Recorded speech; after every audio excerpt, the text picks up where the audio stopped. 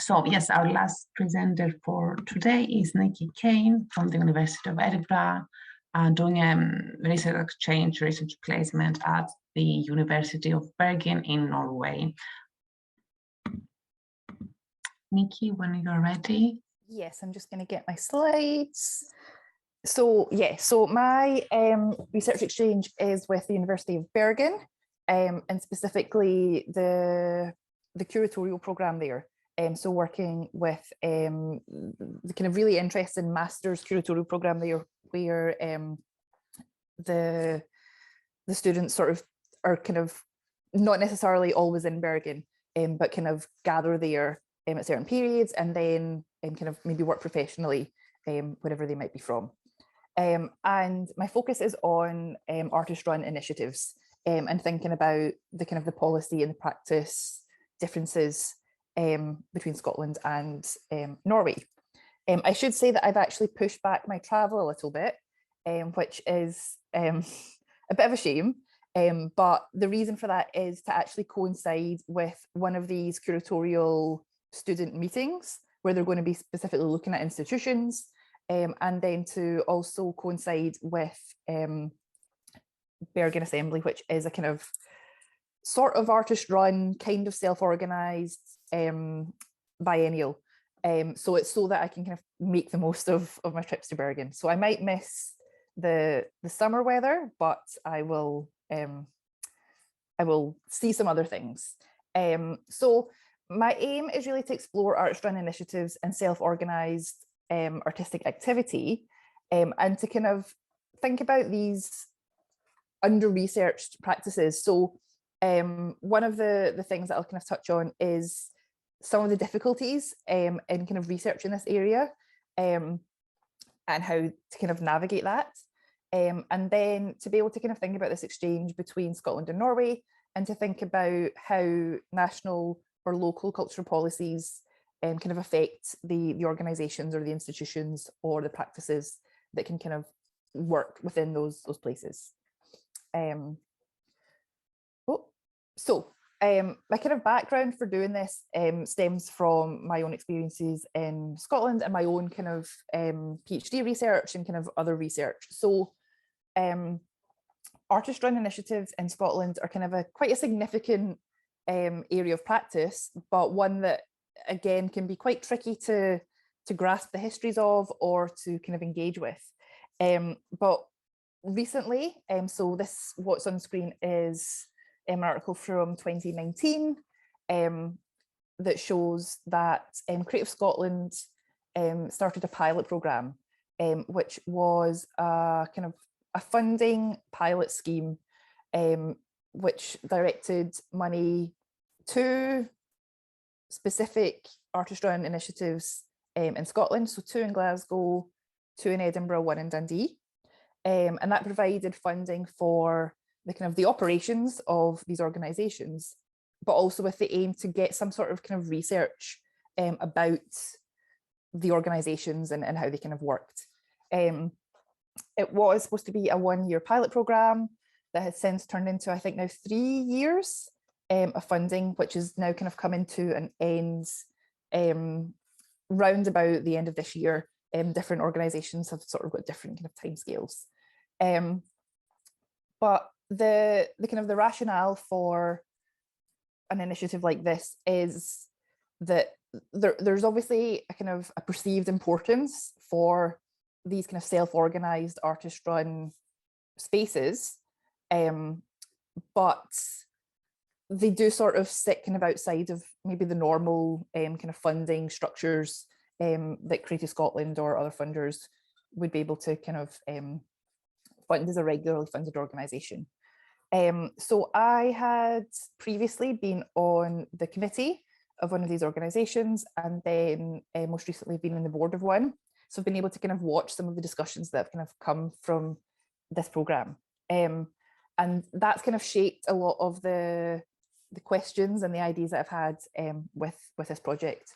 For anybody who doesn't kind of know the kind of complex, I suppose, history of these spaces, there are certain artist-run spaces that have been around for quite a long time, since the kind of the 80s or the 90s or the early 2000s. And they've kind of been places that have been run by committees.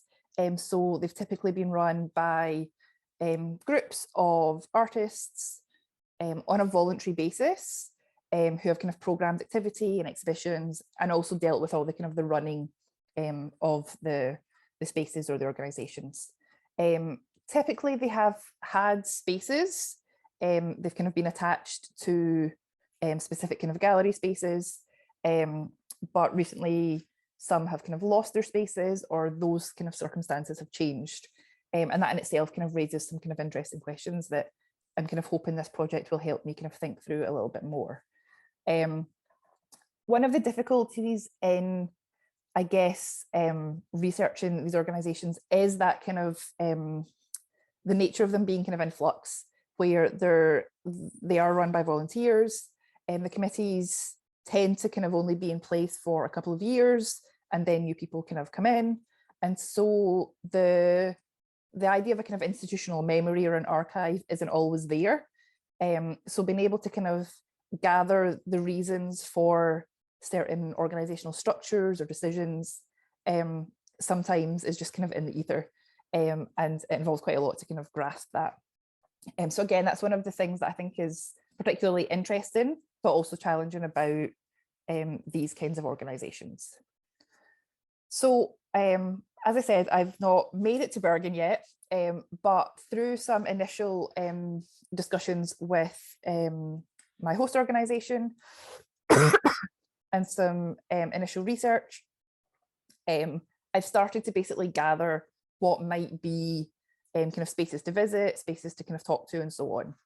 And so one of the first things that I'm kind of doing, and at the moment it's very kind of all over the place until I can kind of get into places and kind of get a better sense of them, but is just trying to kind of gather a list of what these kind of organizations or institutions in Bergen are, what are their kind of characteristics, so that I've got something that I can then kind of make comparisons from in terms of, you know, funding models, governance models, location, all those kind of things that then will help me kind of think about the kind of the comparisons between the examples in Bergen and the examples in Scotland.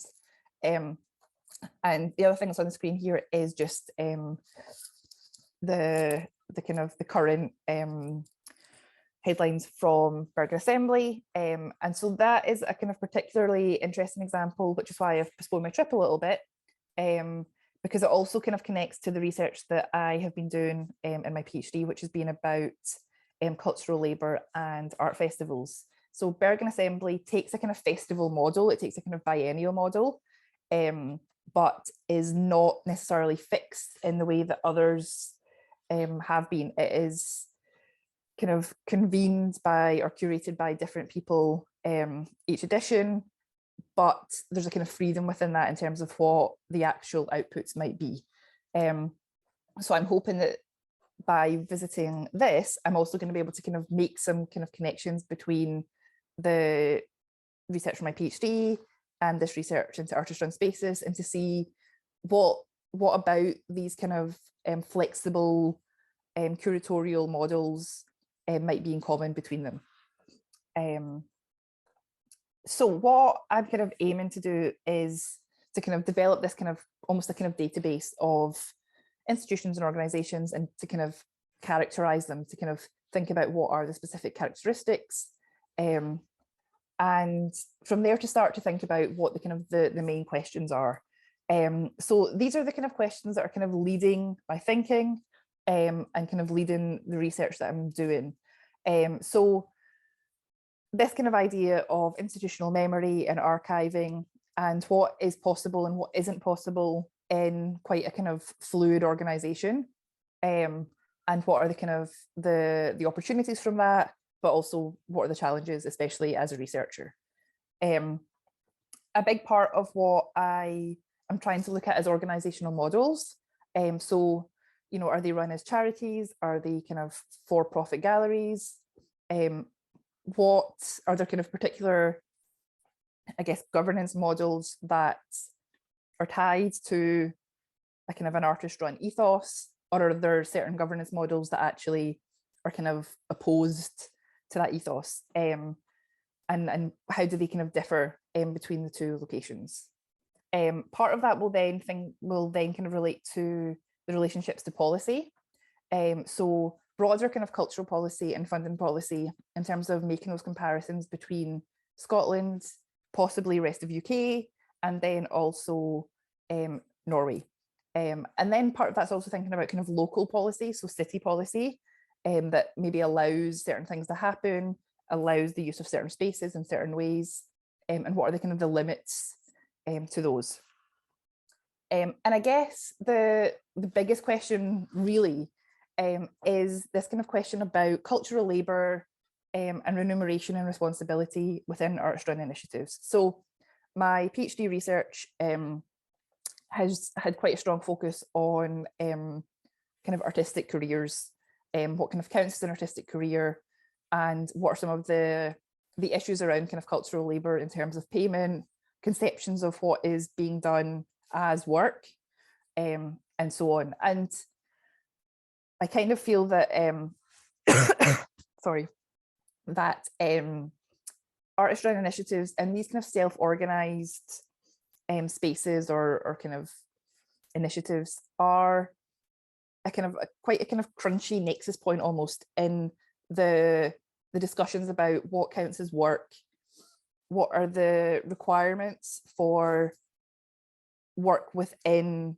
contemporary art and culture to be fairly remunerated, but also what are the kind of restrictions that are then kind of placed upon the work that can be done. So one of the big tensions that I've kind of found from the kind of the work that's being done just now in the Scottish ARIs, too much talking today, sorry, is there's a real kind of tension between the need for the people doing the work of these organizations to be kind of fairly compensated for that work, and the implications for that in terms of who can actually shape these organizations, who can be involved and who can make decisions. But there's a kind of tension between then having to operate in a certain way and to follow certain kind of bureaucracies or rules and regulations, and whether that then kind of limits the kind of the creative freedom or the experimentation with organizational models. So that's kind of where things are at, and at the moment it's very kind of jumbly, and I've just sort of got lots of things everywhere that I'm hoping that on my visit I'll be able to kind of streamline and kind of pinpoint exactly you know, what certain institutions are doing, how they work, why they work. And part of that will also be probably determining some sort of criteria for what I include and don't include. And that might be based around kind of policy lines or something like that. But that's one of the kind of the more kind of nitty-gritty things that I'm kind of trying to work through. And I'm going to stop before my voice really goes. Thank you very much.